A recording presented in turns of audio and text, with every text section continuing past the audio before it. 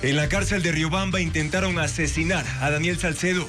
Resultó ileso, pero su hermano Noé quedó herido al intentar protegerlo.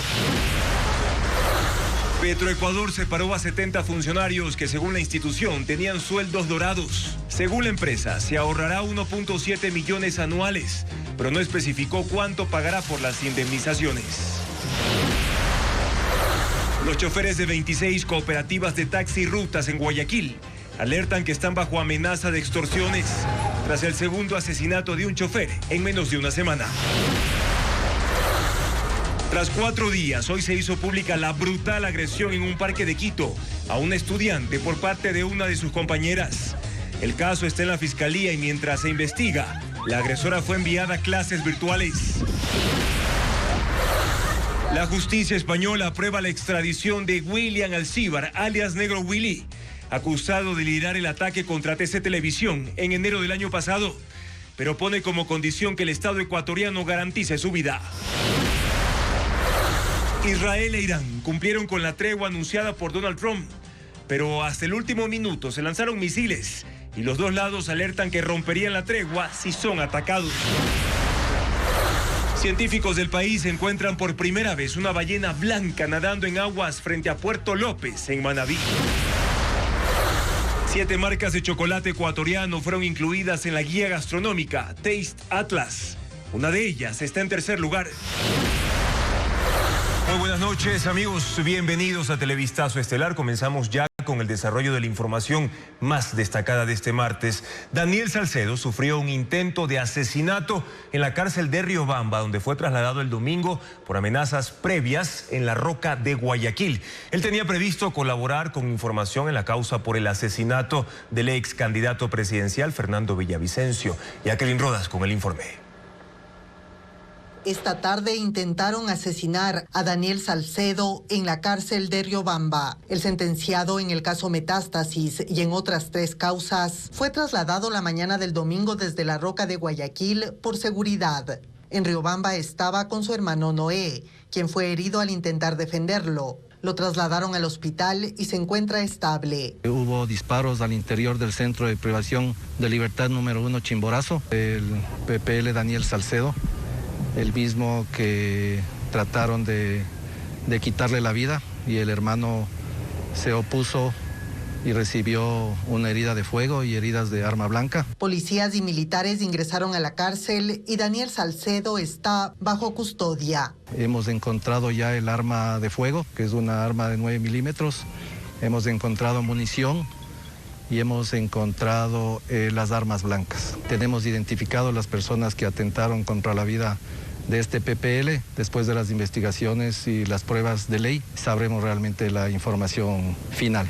Él es una pieza clave en la investigación sobre los autores intelectuales del asesinato de Fernando Villavicencio. Recientemente, la abogada de Jorge Glass reveló la versión de Lenín Vimos, sentenciado en el caso Plaga, que involucró a Glass, Salcedo, José Serrano, Javier Jordán y Ronnie Aliaga en el crimen del ex candidato presidencial. Salcedo está dispuesto a colaborar con la justicia, pero según su abogado, intentan detenerlos. Ambos han recibido amenazas y un pasquín. Con esos elementos presentaron una denuncia en la fiscalía. El cabecilla del grupo criminal Los Tiguerones será extraditado por la justicia española. William Alcíbar Bautista, más conocido como el Negro Willy, está acusado, entre otros delitos, de dirigir el ataque al canal TC Televisión ocurrido en enero del año anterior. William Alcíbar Bautista, o el Negro Willy, como se lo conoce, fue detenido en España en octubre del año anterior, en una operación conjunta de la Guardia Civil Española y la Policía Ecuatoriana. Estaba junto a su hermano, Alex Alcíbar, a quien se identifica como su mano derecha y que también fue detenido en esa operación. Ecuador pidió entonces la extradición del Negro Willy, a quien se acusa de varios delitos, entre ellos ser el líder de los Tiguerones, considerado por Ecuador como un grupo terrorista. También se lo identifica como el gestor y cabecilla del ataque al canal de televisión TC, ocurrido en enero del 2024 y por el cual hay 12 personas detenidas en Ecuador. Asimismo, se lo involucra en la detonación de coches bombas y de asesinatos por encargo, es decir, de sicariato. España aprobó la extradición de William Alcíbar, pero con condiciones. Han dado un plazo de 3 meses a Ecuador para que preste garantía suficiente de haber adoptado las medidas y realizado las acciones concretas indicadas por la Comisión Interamericana de Derechos Humanos, tendentes a garantizar de forma efectiva los derechos a la vida e integridad personal del procesado. En pocas palabras, que garanticen su seguridad, porque durante el juicio la defensa del negro Willy esgrimió como argumento para evitar la extradición justamente el hecho de que en Ecuador la vida del procesado correría un peligro inminente. De eso depende entonces la fecha en la que el negro Willy sería finalmente trasladado al país y puesto bajo la tutela de las autoridades ecuatorianas.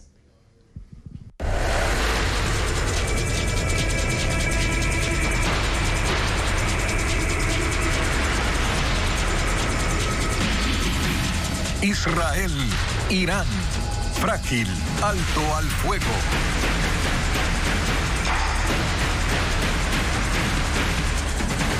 Ya rige el alto al fuego entre Irán e Israel después de 12 días de una confrontación militar que deja más inestabilidad a la región del Medio Oriente. El acuerdo estuvo a punto de fracasar por ataques de última hora que llevaron al presidente de Estados Unidos a ejercer más presión. Israel ahora asegura que en este tiempo ha dejado el programa nuclear iraní en ruinas y amenaza con una nueva acción si alguien intenta rehabilitarlo. Pedro Jiménez actualiza la información en torno al conflicto. Ataques de la tarde y noche de lunes dejaron 4 víctimas mortales y una docena de heridos en la ciudad israelí de Beersheba, cuando un misil cayó en un edificio residencial. De manera casi simultánea, las fuerzas de defensa lanzaron misiles contra blancos militares en Irán, con un saldo de 9 muertos, entre ellos un científico que trabajó en el programa de armas nucleares. Israel lo describió como un golpe devastador. Ocurrió poco antes de que el presidente de Estados Unidos anuncie que Irán e Israel habían aceptado la propuesta de alto al fuego. Llegado el momento, Trump publicó en redes un mensaje que decía: el alto al fuego ya está en vigor, por favor, no lo violen. Pero no pasó mucho tiempo hasta que Israel denunció nuevos lanzamientos desde Irán y las fuerzas de defensa alistaron aviones de guerra. Preparaban una nueva represalia. Trump se mostró frustrado por la situación. No estoy contento con Israel, pero tampoco con Irán. Básicamente tenemos 2 países que llevan tanto tiempo peleando y con tanta fuerza que ya no saben qué carajos están haciendo. Finalmente, Irán e Israel anunciaron que ponían fin a los ataques. Miles de personas salieron a las calles de Teherán en una demostración de respaldo al régimen y a las Fuerzas Armadas. Gritaban en contra de Israel y en contra de Estados Unidos. El primer ministro israelí Benjamin Netanyahu dijo esta tarde que con todas las acciones militares desde el 13 de junio han arruinado el programa nuclear iraní, que si alguien intenta revivir ese proyecto, actuarán con la misma determinación. Y al final dijo: Irán no tendrá armas nucleares. Y un informe de inteligencia de los Estados Unidos filtrado a medios y agencias de prensa sugiere que los ataques de la aviación estadounidense contra objetivos en Irán solo han logrado retrasar unos meses el desarrollo del programa nuclear y que las bombas lanzadas contra esas instalaciones lograron daños parciales. Washington ha desmentido esa información, señalando que es un claro intento de menospreciar al presidente Trump. La vocera de la Casa Blanca dijo además que todos saben lo que ocurre cuando se lanzan 14 bombas de 30.000 libras sobre un objetivo. Destrucción total, dijo la funcionaria. El régimen iraní se mantiene activo a pesar de las bajas sufridas en altas esferas de la guerra revolucionaria con los primeros ataques de Israel. La República Islámica tiene un complejo sistema de gobierno en el que se combinan el liderazgo de los ayatolas de corte clerical, un brazo político y también una estructura militar. Según expertos, esta última tiene ahora el control del país en medio de una frágil tregua y el debilitamiento de sus capacidades bélicas. Veamos. Ali Khamenei, de 86 años, es el líder supremo de Irán, jefe de Estado, comandante del ejército, máximo líder religioso y apenas el segundo ayatolá desde el inicio de la Revolución Islámica en 1979, a la cual dio forma su antecesor, el ayatolá Ruhollah Khomeini, quien además creó los cuerpos de la Guardia Revolucionaria Islámica, una rama de Fuerzas Armadas que protege el sistema político, previene la interferencia extranjera y tiene 125.000 soldados. Su líder, Hossein Salami, fue uno de los objetivos del ataque de Israel del 13 de junio y tras su muerte ahora ha sido reemplazado por Majid Kademi. Él está al frente de la poderosa organización que tiene injerencia en la vida social, política, militar y económica de Irán. Según el catedrático e investigador Edgardo Buscaglia, fundador de Safe Democracy, ente con más de 30 años de trabajos y análisis en la región de Medio Oriente, es la Guardia Revolucionaria la que tiene ahora el control del país por instrucciones del ayatolá Khamenei. Este no fue un golpe de Estado. El líder supremo le asignó el poder. Después del ataque de Israel, va a adoptar posturas más duras, más bélicas a mediano y largo plazo. Y que ahora que se ha declarado un alto al fuego, la estructura militar de Irán buscará fortalecerse en medio de las tensiones con Israel y Estados Unidos. Para después retornar con políticas aún más extremas. Como una estrategia de una nación debilitada por el asesinato de sus líderes militares, de los científicos, la destrucción de instalaciones del programa nuclear, así como de capacidades defensivas y ofensivas, e intentar garantizar la supervivencia del régimen teocrático y militar de Irán. Y comienza en Países Bajos la cumbre de la Alianza Militar Atlántica, la OTAN. Los líderes mundiales fueron recibidos por el rey Guillermo y la reina Máxima, con quienes posaron para la foto oficial. Jefes de Estado y de Gobierno están en La Haya para participar de este encuentro que tiene como eje central el incremento de los presupuestos de defensa de los 32 países miembros, pero que no será ajena a la guerra de Rusia y Ucrania o el reciente conflicto en Medio Oriente. Entre los asistentes está el presidente de Estados Unidos, quien llegó dándose el crédito por lograr el alto al fuego entre Irán e Israel. Volvemos a los temas del país. El Pleno de la Asamblea Nacional dio luz verde al proyecto urgente de integridad pública. Durante el segundo debate hubo incidentes y también nuevas incorporaciones. Francisco Garcés está en vivo en el Palacio Legislativo. Francisco, ¿con cuántos votos se aprobó la norma? Juan Carlos, amigos, buenas noches. Sí, 84 fueron los votos que se dieron aquí en el Pleno de la Asamblea Nacional para aprobar la nueva Ley de Integridad Pública. Esos votos vinieron del oficialismo, por supuesto, y también de sus temporales aliados, un grupo de independientes, un grupo también de Pachacutic e incluso un inesperado voto del bloque correísta. Con esos votos se aprobó esta que es la segunda ley urgente enviada a la Asamblea por parte del presidente de la República, Daniel Noboa.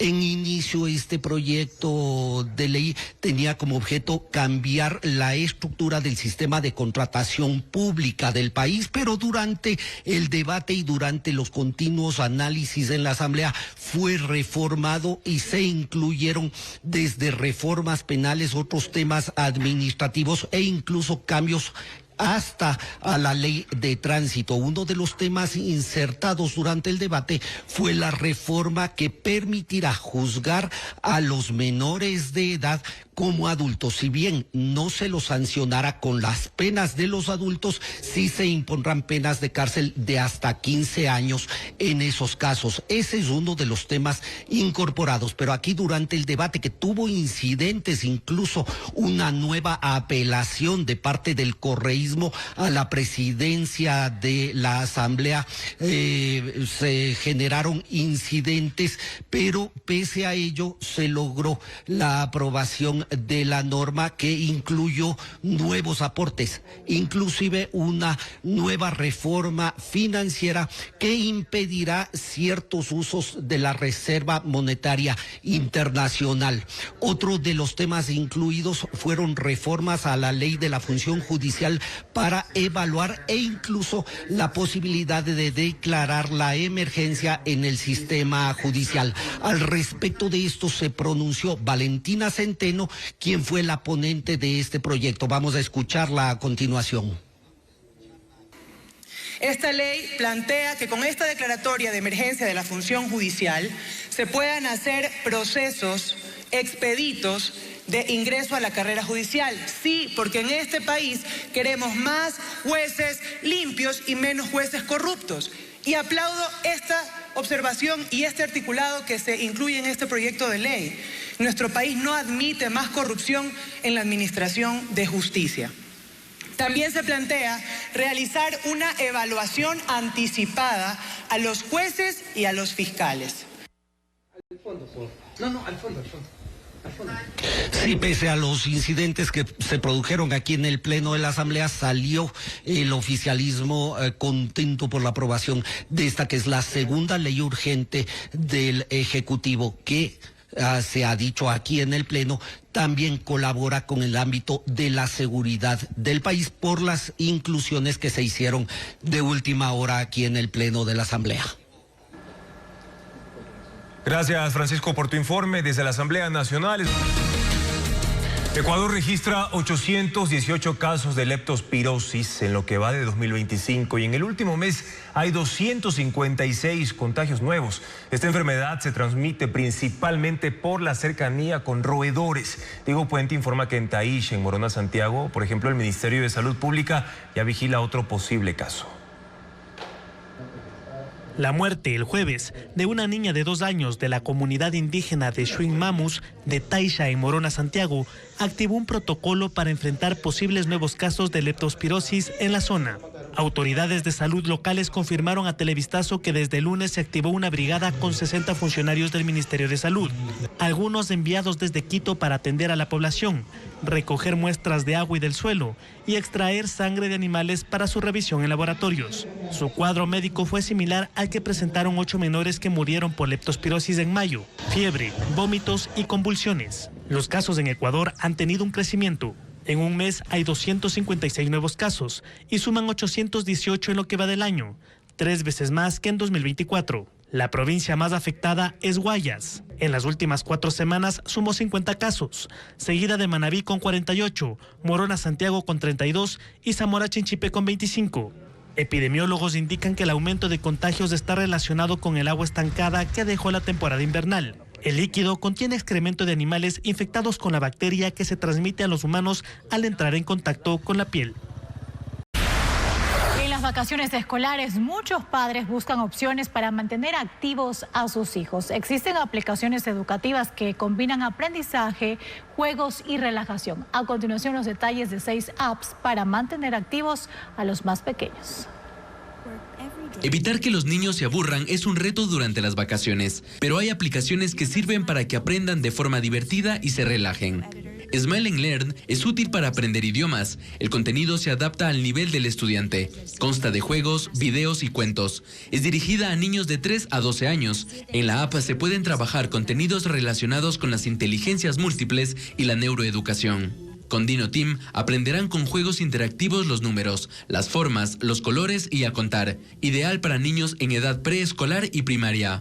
En la aplicación Aprender a leer y escribir, los niños realizarán los trazos de las letras y los números. La app favorece el desarrollo de la psicomotricidad para que los pequeños reconozcan el abecedario, letras mayúsculas, minúsculas y los números. Otra app educativa infantil es Math Kids. Se centra en la enseñanza de las matemáticas. Con juegos y actividades enseña a sumar, restar, comparar y contar. Es una opción para introducir al estudiante preescolar en esa asignatura. También hay aplicaciones para desarrollar las aptitudes de fortaleza emocional, superar los desafíos diarios y las situaciones estresantes para los menores, como Respira, Piensa y Actúa, la aplicación que fomenta la concentración y a gestionar las emociones con calma. Duolingo es una app que ofrece lecciones en más de 30 idiomas, organizadas por niveles y temas como saludos, comida, animales y rutinas diarias. Tiene un diseño colorido, personajes animados y recompensas como puntos, medallas y metas diarias. También hay ejercicios matemáticos y musicales. Las plataformas están disponibles en las tiendas de aplicaciones para iOS, Android y Microsoft. La mayoría es gratuita. Hasta mayo de 2026 el gobierno entregará 100 millones de dólares en créditos para emprendimientos a 150.000 beneficiarios de bonos y pensiones del Ministerio de Inclusión Económica y Social. Quienes acceden a este financiamiento van a dejar de recibir el bono mensual. Más detalles con Adriana Bermeo. El gobierno anunció que otorgará créditos para emprendimientos a 150.000 personas en condiciones de pobreza. Estas personas reciben bonos o pensiones del Ministerio de Inclusión Económica y Social. Para esto, el gobierno destinó 100 millones de dólares del presupuesto al que pueden aplicar 1.294.000 personas. Se priorizará a mujeres jefas de hogar y jóvenes de entre 18 y 29 años. Antes, deben capacitarse en las escuelas de inclusión económica del MIES, en donde reciben cursos desde manejo de alimentos hasta marketing digital y redes sociales. Con esa certificación pueden aplicar al financiamiento en Ban Ecuador. Ellos salen de ser beneficiarios del bono al momento en que acceden a los créditos. A quienes se les otorgue el préstamo les acreditarán entre 660 y 1.320 dólares, es decir, el equivalente acumulado de 1 o 2 años de lo que recibían del bono, 55 dólares mensuales. El MIES dijo a Televistazo que transcurrido esos plazos se evaluará la situación del beneficiario y si su condición económica no ha mejorado puede aplicar de nuevo al bono. Este tipo de créditos llamados de desarrollo humano no son nuevos. Desde diciembre del 2023 se han otorgado a 66.463 personas y se han entregado 55 millones de dólares. Ante el inicio de las negociaciones para un acuerdo comercial con Emiratos Árabes Unidos, el sector exportador ahora enfoca su mirada en la colocación de productos premium en los mercados del Golfo Pérsico. Ecuador tiene experiencia en la generación de ese tipo de productos y los exportadores consideran que los tiempos de la negociación les van a permitir ajustarse a los requerimientos. En los 6 meses que se prevé que duren las negociaciones de un acuerdo comercial con Emiratos Árabes Unidos, el sector exportador ecuatoriano ajustará aquellos factores que les permitirán obtener un mayor beneficio del acceso a uno de los mercados de más alto poder adquisitivo del mundo. No se empieza desde cero. El Ecuador ya tiene experiencia en el desarrollo de productos para consumidores premium que buscan calidad, productos orgánicos y sostenibles. De tal suerte que hay oferta de productos tradicionales que ya ingresa, banano, camarón, pero también de la oferta no tradicional que de esa mano podrían ingresar siempre que puedan evidenciar esta dinámica de pertenecer a un producto de la más alta calidad, pero además con estándares árabes. Se refiere a la certificación halal, que se obtiene al cumplir con criterios técnicos, sanitarios y religiosos. La alcanzan, por ejemplo, los productos que no contienen bebidas alcohólicas, las proteínas animales que han sido sacrificadas según el rito musulmán. Los principales productos no petroleros ni mineros que Ecuador exportó en 2024 a Emiratos Árabes Unidos fueron banano, camarón, flores y café en sus presentaciones premium. Esas exportaciones llegaron a 150 millones de dólares y se prevé con un acuerdo comercial que tengan un crecimiento anual del 25%. Pero la mirada se concentra en la apertura de mercados para productos más sofisticados como barras de chocolate gourmet, café de especialidad, snacks de superalimentos, mermeladas y salsas elaboradas con productos tropicales. Y eso tiene una razón económica. Una barra de chocolate gourmet de estas dimensiones puede llegar a tener un valor de 50 dólares cada una en los mercados árabes. Por ello, la apuesta al consumidor de productos premium responde a que es menos susceptible a las dinámicas de los mercados y aunque no es un negocio de volúmenes elevados, se justifica con los precios altos y estables.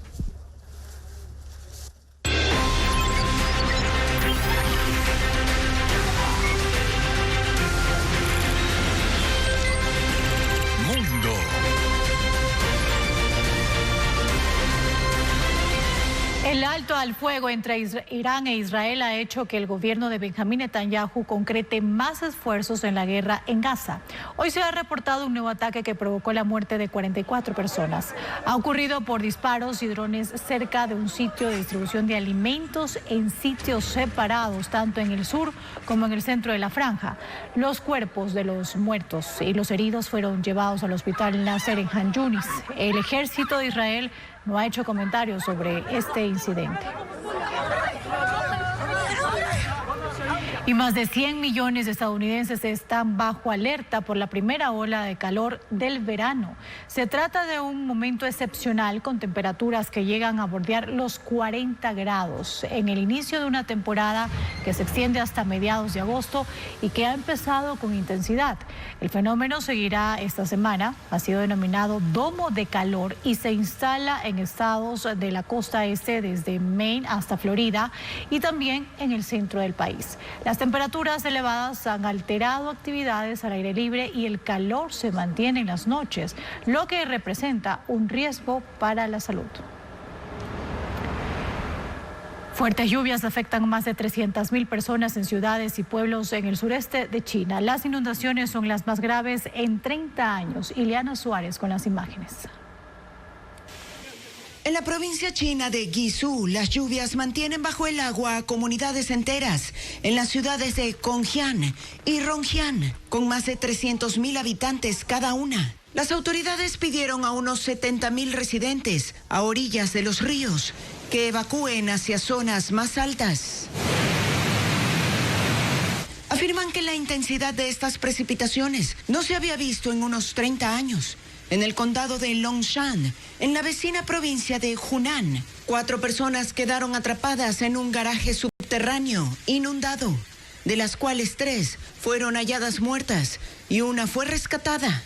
Un tramo de la autopista Xiaorong-Se se derrumbó tras un deslizamiento de tierra que además provocó el colapso de un puente. 2 carros cayeron a un precipicio y la parte delantera de un tráiler quedó colgando en el aire. Rescatistas acudieron para sacar al conductor. Las lluvias además provocaron cortes de internet y electricidad. Los gobernadores de Guizhou y Hunan elevaron la alerta de inundación a su nivel más alto y desplegaron equipos de emergencia para atender a los afectados. Y España celebró el inicio del verano con las tradicionales hogueras de la noche de San Juan. Miles de personas acudieron a las playas para este rito milenario en el que inciden fogatas para decir adiós a lo malo y lo viejo e iniciar un nuevo ciclo. La noche de San Juan es una festividad que marca el solsticio de verano. La cita comenzó la tarde del 23 de junio, cuando miles de españoles fueron a las playas de todo el país para dar la bienvenida al verano con una gran fiesta. Durante la noche y la madrugada hubo música, rituales y bailes al calor de hogueras en la arena. Muchos escriben sus deseos en un papel y los arrojan al fuego con la esperanza de que se cumplan. Otros saltan sobre las llamas, un gesto ancestral de purificación y buena suerte. La noche de San Juan tiene un origen pagano. Se encendían miles de hogueras en la noche del 21 de junio para enviar fuerzas al sol. Pero el cristianismo adaptó la tradición en el calendario para llevarla hasta el nacimiento de San Juan el Bautista en el amanecer del 24 de junio. En Guayaquil se inaugurará el Festival Internacional de Cine de Comedia en el Museo Antropológico y de Arte Contemporáneo. Además, el pianista estadounidense Nicholas Susi ofrecerá un concierto en la capital. Estefanía Arias con las fechas de estos eventos en la agenda cultural. La verdad entre hombres y mujeres no es posible. Ella dice que él es mentiroso, pero él lo niega y asegura que ella es tóxica, algo que ella tampoco reconoce. Amor Mío, una comedia que se presenta en Pop-Up Teatro Café en Guayaquil, dirigida por Melissa Valverde y protagonizada por Luis Fernando García y Saray Rosero. Las últimas funciones serán desde este miércoles a sábado a las 8, 9 y 10 de la noche.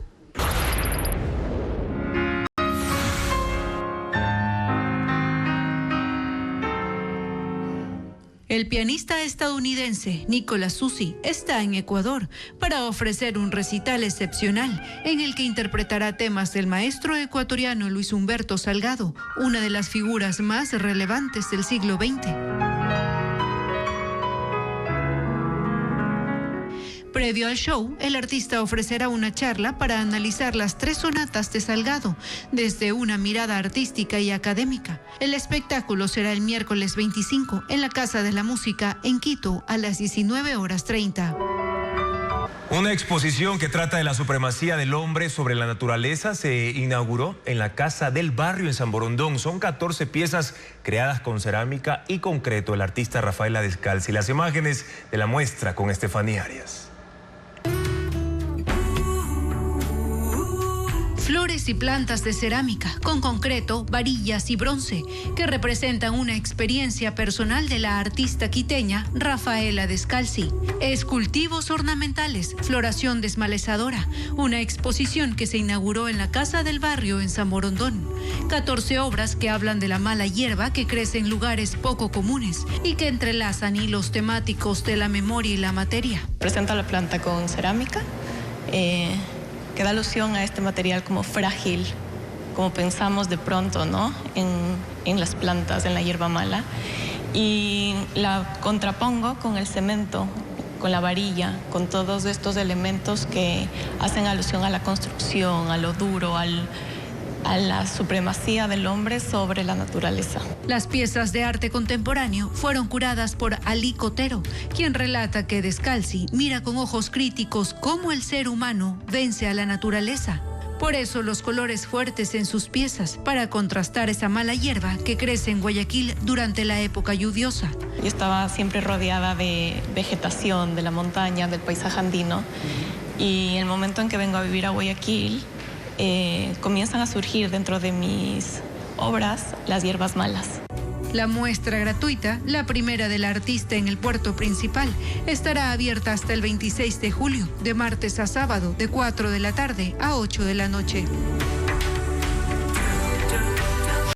Una estudiante agredió brutalmente a una compañera mientras se encontraba en un parque de Quito el pasado 20 de junio. El caso ya está en la Fiscalía y el Ministerio de Educación dispuso que la agresora reciba clases virtuales mientras duran las investigaciones. Adriana Bermeo amplía la información sobre este caso y Televistazo previene que las imágenes que publicamos como una alerta pueden herir susceptibilidades. En 2 videos que se viralizaron hoy en redes sociales quedó grabada la violenta agresión de una estudiante a otra. Se observa a una adolescente arrastrar a su compañera del cabello, patear su cabeza y golpear su rostro con la rodilla. La víctima tiene pocos segundos para levantarse. Es derribada de nuevo y apenas alcanza a cubrirse el rostro antes de quedar tendida. Mientras la agresora se sube sobre ella, aplasta su cabeza contra el suelo y continúa golpeándola. La agresora solo se detiene para reírse con actitud triunfante.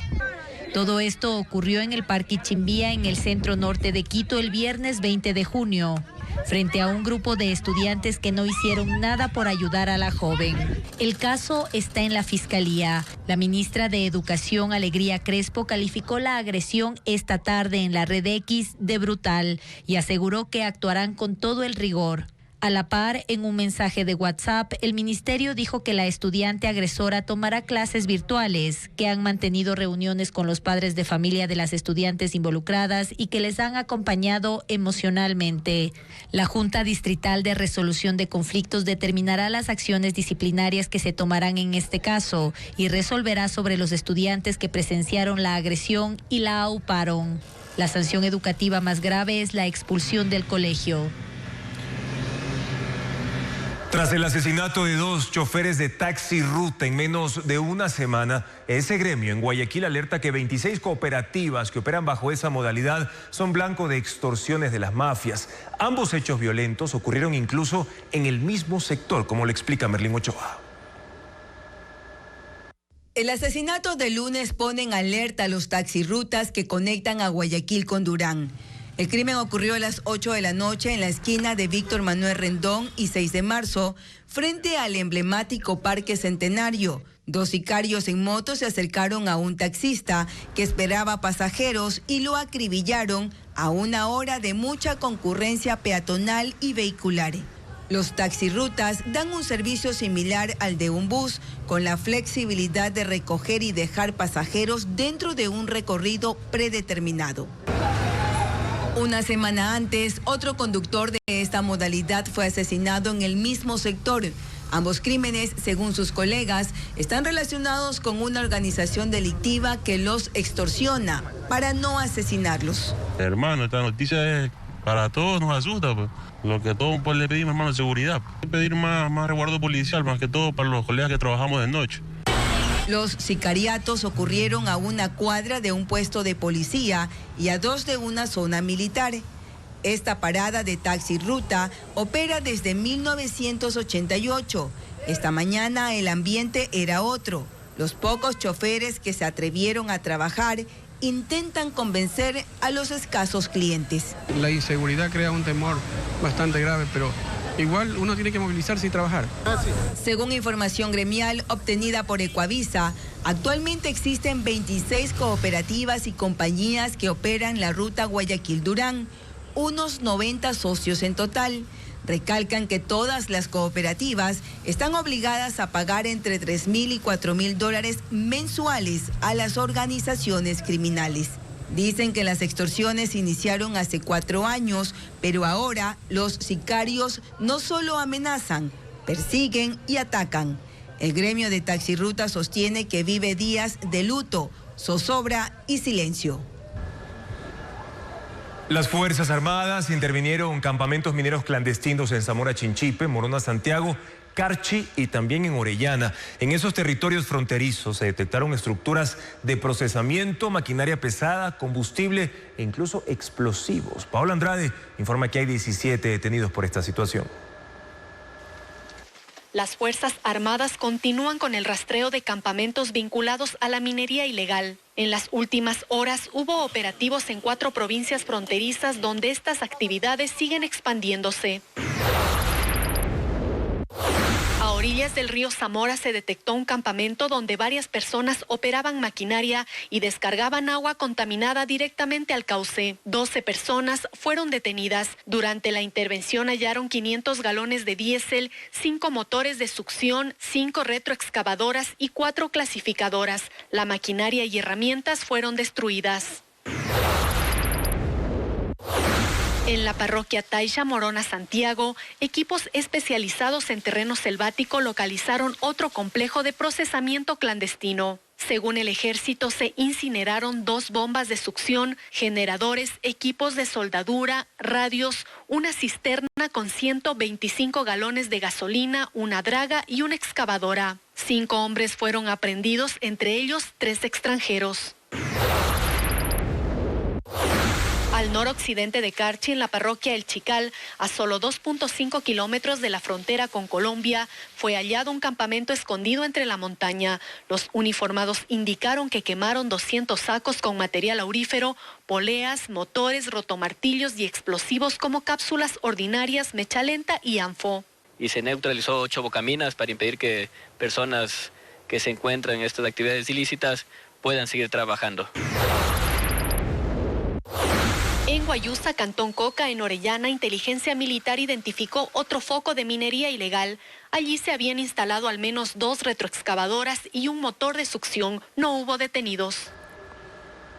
La Ley de Integridad Pública permite reformas al sistema de contratación pública y también el endurecimiento de penas para sancionar a menores que cometan delitos graves. Francisco Garcés continúa en estos momentos en la Asamblea Nacional para actualizar la información sobre el tema. Francisco. El oficialismo consiguió 84 votos para aprobar aquí la segunda ley urgente enviada por el presidente de la República al Pleno de la Asamblea. Es la ley urgente de integridad pública. Esta sesión no fue fácil, de todas maneras para el oficialismo hubo incidentes, especialmente cuando el correísmo apeló a la presidencia de la Asamblea y se generó todo ese proceso para definir quién debía dirigir esta sesión. Esto se produjo en medio de nuevas inclusiones de última hora propuestas por el oficialismo a la misma ley urgente. Mientras se debatía eso, se generaron los incidentes, pero al final se acabó aprobando esta ley que originalmente el presidente de la República la había enviado como una propuesta de reforma al sistema de contratación pública, pero incluyó muchas nuevas temáticas, especialmente reformas al Código Penal. Una de ellas y de las últimas, una reforma también para nombrar a jueces y la posibilidad de declarar en emergencia el sistema judicial. Al respecto de esto se pronunció la asambleísta Valentina Centeno. Esta ley plantea que con esta declaratoria de emergencia de la función judicial se puedan hacer procesos expeditos de ingreso a la carrera judicial. Sí, porque en este país queremos más jueces limpios y menos jueces corruptos. Y aplaudo esta observación y este articulado que se incluye en este proyecto de ley. Nuestro país no admite más corrupción en la administración de justicia. También se plantea realizar una evaluación anticipada a los jueces y a los fiscales. La nueva ley que volverá al presidente de la República para su veto incluye también otras reformas penales. Una de las más comentadas y debatidas fue la que permitirá que los menores de edad sean juzgados y reciban sanciones similares a los adultos. El mantenimiento de los aviones presidenciales motivaron a que el presidente Daniel Noboa tenga que viajar a China en un vuelo charter. Una de las aeronaves está en Estados Unidos desde marzo pasado y no ha retornado al país, mientras que la otra permanece sí en Ecuador, pero cubre vuelos nacionales a pesar de que sí la usaban para viajar al extranjero. Diego Cuenca con el informe. Ese año la presidencia de la República ha tenido que contratar aviones de empresas privadas para cumplir con las giras al extranjero de Daniel Noboa. Según la canciller Gabriela Sommerfeld, las 2 aeronaves del Ejecutivo están en mantenimiento. Por eso este lunes, Noboa llegó a China en un avión charter de la compañía Pasaka Capital, que fue creada en Los Ángeles, California, en Estados Unidos. Según la Administración Federal de Aviación, la nave de tipo Gulfstream G650 tiene capacidad para al menos 16 pasajeros. Y según especialistas en aeronaves que consultó Televistazo, en promedio la hora de vuelo de este tipo de jets cuesta entre 10 y 25 mil dólares, incluido pilotos, combustible, tasas aeroportuarias y catering. Noboa se bajó de ese avión en Pekín para empezar una serie de actividades que incluye a Europa durante 12 días. Aunque el gobierno ecuatoriano no aclara qué tipo de mantenimiento reciben los aviones, Televistazo consultó los registros aéreos del portal airnavradar.com, que dan cuenta de que al menos uno sí está operando. Es el caso del Legacy 600, que desde el 19 de junio no se había movido de Quito, pero este martes salió a Cuenca. Ese jet ejecutivo es el que fue puesto en venta en el gobierno de Guillermo Lasso, pero Noboa derogó el decreto que ordenaba venderlo. Durante el 2024 hizo 8 viajes internacionales, 44 nacionales y en lo que va del 2025, 33 viajes, 2 de ellos hacia Estados Unidos.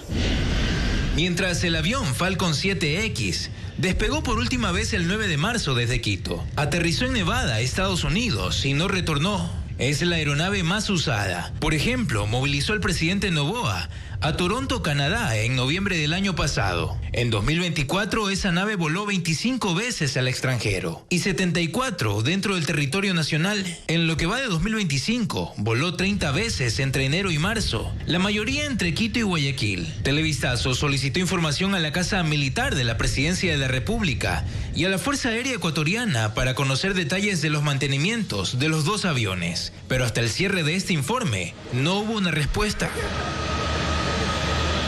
No todos los bienes que pertenecieron a las universidades cerradas por baja calidad serán vendidos. El Consejo de Educación Superior señaló que entregará las propiedades a otros centros de estudio para mejorar los procesos educativos. Diego Puente con la segunda entrega sobre este tema. La Cancillería ecuatoriana se declaró en emergencia institucional por 2 meses para que embajadas de Israel y Palestina protejan a los ecuatorianos en situación de vulnerabilidad. Diego Cuenca informa que esa medida se tomó en un acuerdo ministerial en el contexto de la guerra entre Israel e Irán. El Ministerio de Relaciones Exteriores se declaró en emergencia institucional durante 2 meses. Así lo establece un acuerdo firmado por la canciller Gabriela Sommerfeld. La medida se tomó en el contexto de la guerra entre Israel e Irán. En 6 artículos, la Cancillería dispone que las embajadas de Ecuador en Israel y Palestina hagan todo lo necesario para proteger y atender a la comunidad de ecuatorianos que a causa de ese conflicto en Medio Oriente están en situación de vulnerabilidad. Para cubrir esa emergencia, el documento autoriza el financiamiento para que esas sedes diplomáticas asistan a sus migrantes. Uno de los requerimientos es que la Cancillería pueda gestionar vuelos para que algunos de los 800 ecuatorianos puedan abandonar ese país de manera voluntaria, principalmente los que residen en la ciudad de Tel Aviv. Según el Ministerio de Relaciones Exteriores, 24 ecuatorianos ya salieron de Israel y otros 19 han expresado su intención de evacuar, registrándose en la sección consular de la capital. La medida está en vigencia pese a que ese martes Irán e Israel entraron a un cese al fuego tras 12 días de ataques con misiles. La Asociación de Bancos del Ecuador espera que en 2025 la entrega de créditos crezca hasta en 13%. Sin embargo, reconocen que se requieren cambios normativos. Analistas insisten en que las reformas deben apuntar también hacia el ingreso de nuevos actores en el mercado del financiamiento interno. En el desarrollo económico de los países, los créditos bancarios juegan un rol crucial. En Ecuador, estos en el último año registran un crecimiento importante que impidió que la caída del Producto Interno Bruto sea aún más profunda. Los créditos productivos permiten que las empresas y los individuos financien proyectos que inciden en la producción y el empleo.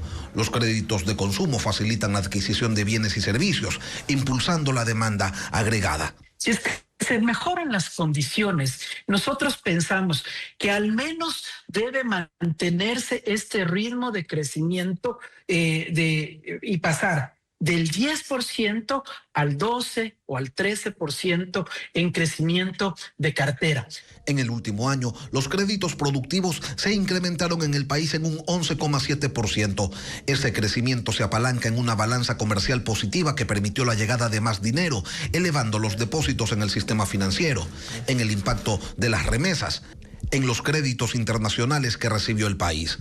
Para continuar en la dinámica de crecimiento, sin embargo, se necesitan reformas. El primero y más importante, el sistema de tasas de interés.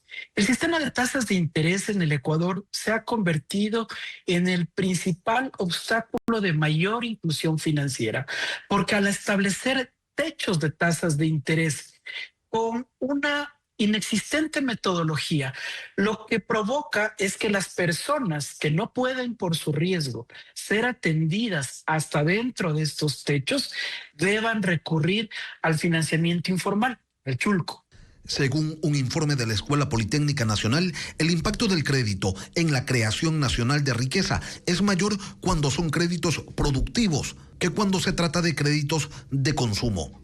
Tener más crédito en el país, según analistas, requiere de la presencia de más bancos. Abrir a la competencia internacional y liberar los flujos de capitales. Lo que hizo el Ecuador en décadas pasadas es un absurdo, fue cerrarse al mundo, cuando en el Ecuador la liquidez es escasa, es un pequeño lago de liquidez, y se bloqueó el acceso a ese gran océano de liquidez que es el mundo. Entonces, para tener tasas más bajas, por ejemplo, como las que tiene Panamá, hay que tener ese enlace con la liquidez internacional. Al mes de junio, la cartera de crédito del sistema financiero privado se ubica en 48.000 millones de dólares. De ellos, el 58% se destina a la producción, el 42% al consumo.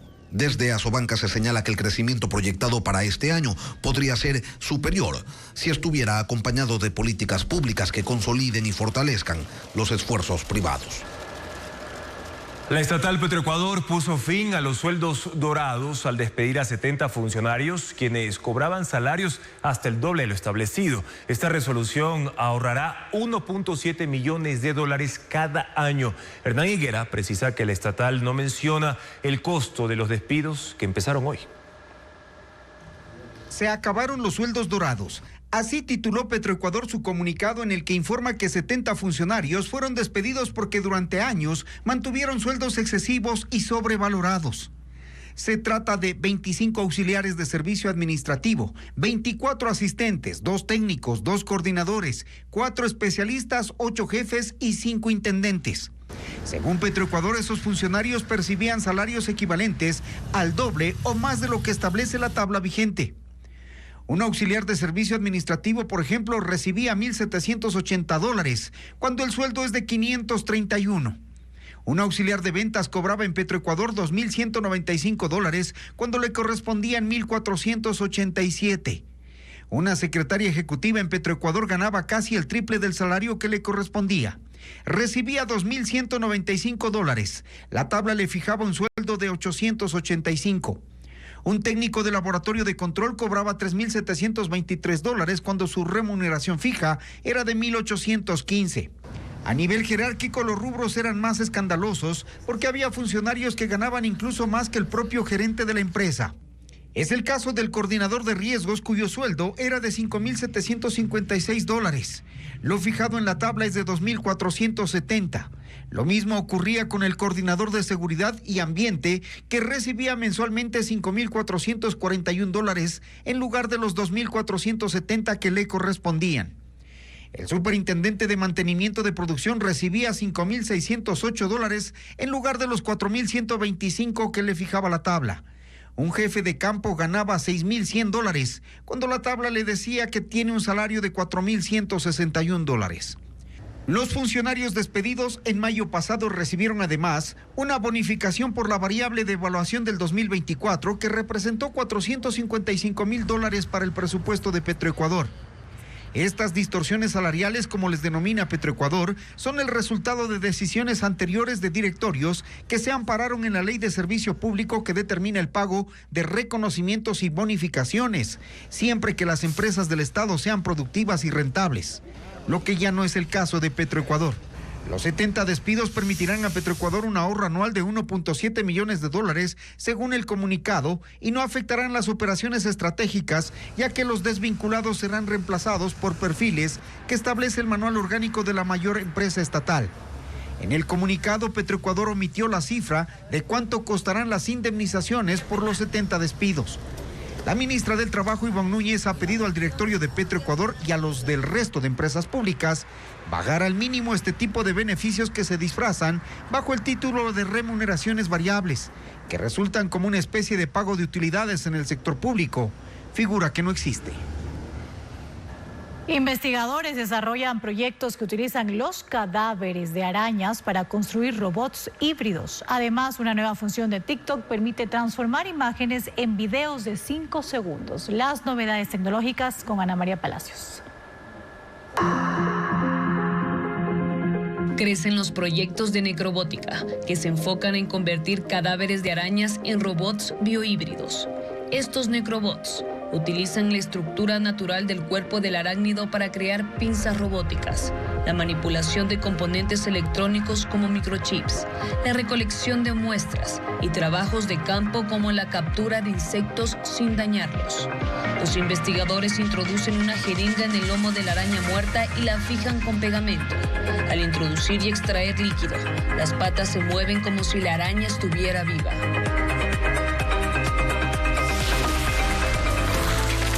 TikTok estrena Symphony, una función que permite transformar imágenes en videos cortos de 5 segundos. Para hacerlo, hay que subir una fotografía y un pequeño texto para que la herramienta genere automáticamente un video listo para compartir. Esta función con inteligencia artificial se activará en las próximas semanas. Amazon utilizará robots humanoides para entregar paquetes. La empresa está desarrollando un software que permitirá a las máquinas bajar de la furgoneta y llevar el paquete hasta la puerta del comprador. Cuando esté listo, se comenzará a implementar de forma experimental en Estados Unidos. Y 7 marcas ecuatorianas están entre los mejores productores de chocolate del mundo, según la guía gastronómica internacional Taste Atlas. María Gabriela Carpio destaca el veredicto de los expertos. La calidad del chocolate ecuatoriano se consolida a escala internacional. Así lo confirma la guía gastronómica global Taste Atlas, que reconoce a 7 marcas ecuatorianas entre los mejores productores de chocolate del mundo. La más destacada es Pacari, que está en tercer lugar con una calificación de 4.8 sobre 5 estrellas. Se sitúa por detrás de las italianas Amedei y Domori. En su descripción, Taste Atlas describe a Pacari como un chocolate 100% orgánico, libre de leche, soya, gluten y productos químicos. La guía gastronómica también publicó una lista de los productos de chocolate más aclamados y en este podio sobresalen más de 40 variedades de esta marca quiteña, que combina cacao fino de aroma ecuatoriano con ingredientes autóctonos como enebro, rosa andina, mortiño, limón verbena y sal del Cusco. Además de Pacari, hay otras 6 marcas ecuatorianas que sobresalen en el listado de mejores productores por su calidad y reconocimiento internacional. Noel Verde, con una calificación de 4.2 estrellas. Conexión Chocolate, Hoja Verde, Yancay y Uma Chocolate obtuvieron una puntuación de 4.1. República del Cacao también figura en la lista, aunque el portal no especifica su calificación. El ranking de Taste Atlas se basa en las calificaciones otorgadas por críticos profesionales y en los resultados obtenidos por cada producto en concursos internacionales. Durante la toma de la plaza de Cotacachi en el Jatunpuncha, un elemento destaca. Es el sombrero puntiagudo que corona cada movimiento de los danzantes. Y de hecho no es solo parte del atuendo, también representa la conexión con el sol y la identidad de los pueblos andinos. Su elaboración es el legado de Alberto Morán, quien ha mantenido vivo por 2 décadas. Cristian Tinajero nos cuenta más. Cardi B regresa con nueva música después de 7 años. Anunció ya el lanzamiento de su segundo disco e incluso posteó la foto de la portada en sus redes sociales. Además, la banda ecuatoriana Papá Changó cumple 20 años y lo celebra con un concierto este viernes. ¿En qué ciudad será el evento? Nos lo cuenta Ana María Palacios en la información del espectáculo. Cardi B regresa con nueva música después de 7 años. Anunció el lanzamiento de su segundo disco titulado I'm Not the Drama y posteó la foto de la portada en sus redes sociales. Saldrá en septiembre y tendrá 23 canciones. Su primer álbum, lanzado en 2018, Invasion of Privacy, logró 2 número 1 en el Billboard Hot 100 y ganó el Grammy al mejor álbum de rap. Scarlett Johansson y Jonathan Bailey se dieron un beso en la premiere de la película Jurassic Park Renace en Nueva York. Ellos protagonizan el filme que se estrenará en julio. No son pareja y cada uno mantiene una relación. La película sigue un equipo liderado por la doctora Sarah Bennett en una peligrosa misión para recolectar ADN de 3 especies de dinosaurios en una isla donde alguna vez funcionó el Parque Jurásico original. La banda ecuatoriana Papá Changó cumple 20 años y lo celebrará con un concierto este viernes 28 de junio en Quito, en la Sala Buenaventura. Tendrá artistas invitados como Pacul, Chelo Calavera y Señor Siniestro DJ. La banda, que fusiona reggae, ska y cumbia, cantará los temas Negrita, I Love You y No Quiero Tu Amor. Y les contamos ahora que una ballena blanca fue vista por primera vez en Ecuador. El mamífero surcaba las aguas de Puerto López en Manabí y es parte de las ballenas que vienen en esta temporada para aparearse. Investigadores aseguraron que este fue un encuentro único y que este ejemplar albino podría volver a aparecer en otras playas del país. Luis Alfredo Zúñiga con las imágenes del ejemplar. Este fue el momento en el que una excursión turística se convirtió en el primer avistamiento de una ballena blanca en Ecuador. La emoción desbordó a turistas extranjeros, guías y científicos. ¡Qué increíble! El hallazgo ocurrió pasadas las 2 de la tarde de lunes en el mar frente a Puerto López, Manabí, cerca a la isla de La Plata. Un encuentro inédito, ya que según explican los expertos, solo hay 2 ballenas blancas en el mundo y esta es la única en el Océano Pacífico. Se trata de una ballena jorobada con albinismo, llamada Suru. Tiene 3 años, unos 10 metros de largo y fue vista por primera vez en Costa Rica en el año 2022. Es un macho que viene justamente en los primeros meses para los cortejos. Está buscando hembras y cortejando a hembras. Veamos qué sale de esta unión. Si logra cortejarse, vamos a ver posiblemente en las siguientes décadas más ballenas blancas, posiblemente, si es que fuera fértil. Los guías de Palo Santo Travel tenían entre sus pasajeros a 2 investigadores de la Fundación Fundación Ballenas del Pacífico. Fotografiaron las marcas del mamífero en su cola y aletas, que funcionan como una huella dactilar, y confirmaron su identidad.